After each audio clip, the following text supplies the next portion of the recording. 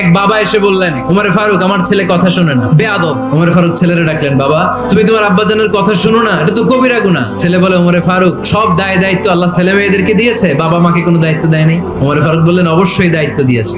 তাহলে বলেন আমার বাবার দায়িত্ব কি?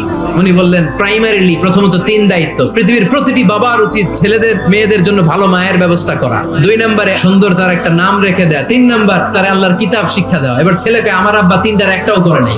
এবার ওমরে ফারুক রেগে গেলেন, বাবার কাঁধে ধরলেন। ছেলে বলে, আমিরুল মুমিনিন, আমার মা নর্তকী, আমার মা মাজুসি, আমার মায়ের মধ্যে কোনো আদব কাদব নাই, সুন্দরী দেখে আমার মা রে বাবা বিয়ে করছে, আমার মায়ের কাছ থেকে জীবনে কিছু শিখি নাই। 2 নাম্বার সাম্মানি খানফাসা, আমার বাবা আমার নাম রেখেছে চামচিকা।